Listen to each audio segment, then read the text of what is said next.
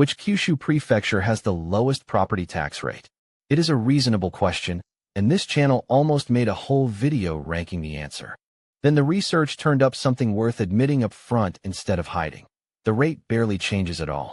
Japan's fixed asset tax runs at a standard 1.4% nationwide.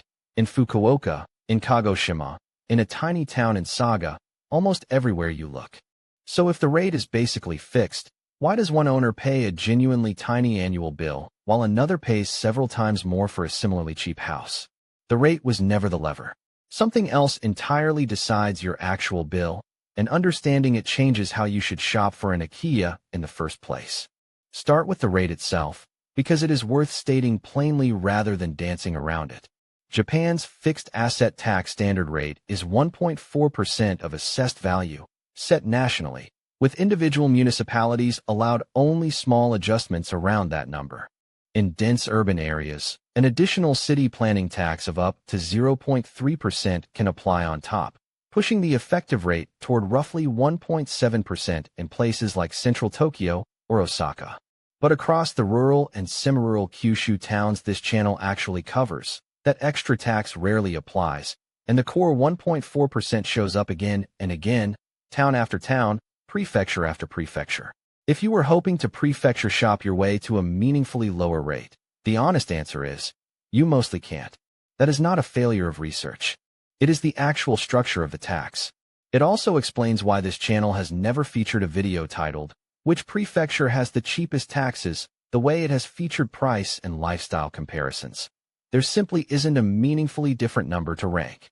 So what explains real owners paying wildly different annual bills on similarly priced Akiya? Assessed value, not rate. The tax is calculated as the rate multiplied by the government's assessed value of the property, and that assessed value tracks land value far more than it tracks the price you paid for a rundown building. A $10,000 Akiya on a small plot in a deeply rural town can carry an assessed value, and therefore a tax bill, a fraction the size of an equally cheap house sitting on land closer to a train line or a city center. This is the same mechanism this channel has explained before in a different context. The building depreciates towards zero, so land is what actually holds value, and land is exactly what your property tax is quietly measuring. There is a second lever too, separate from location, whether a habitable structure is standing on the land at all. Residential land with a building on it gets its taxable value cut to as little as 1/6 of a comparable empty lot, which is part of why so many derelict Akiyas stay standing rather than get demolished. The prefecture barely moves your bill.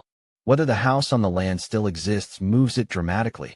Line up the prefectures this channel has covered, and the pattern holds. Kagoshima and Miyazaki, with some of the region's highest vacancy and lowest average land prices, tend to produce lower assessed values and therefore lower bills on a comparable house. Fukuoka, with its startup economy, airport access, and genuine urban demand, carries meaningfully higher land values even a short distance outside the city center, and the tax bill follows.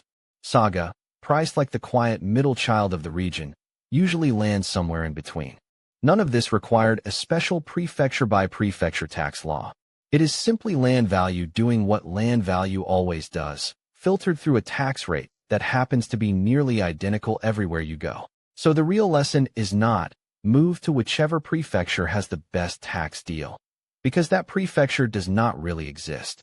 The real lesson is that your annual property tax bill is a land value question wearing a tax rate costume. When comparing two Akiya, do not waste time hunting for a municipality with a magically lower rate. Look at the land itself. How rural, how far from infrastructure, how low the assessed value is likely to be, because that is the number multiplying against a 1.4% rate that will be nearly identical no matter where in Kyushu you end up. Ask your agent or the local Akiya bank for the assessed value, not just the price, before you buy. That single number, not the prefecture you choose, is what actually decides what you'll be paying every year after the sale closes.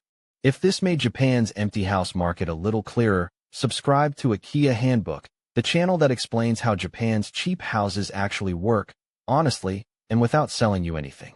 There is also a free guide waiting in the description, the Akiya Buyer's Starter Guide, How to Buy a Cheap House in Japan Without Getting Burned. 11 chapters on the truth about so-called free houses, the hidden costs, and who should not buy. No hype, and completely free. The link is below. Thanks for watching.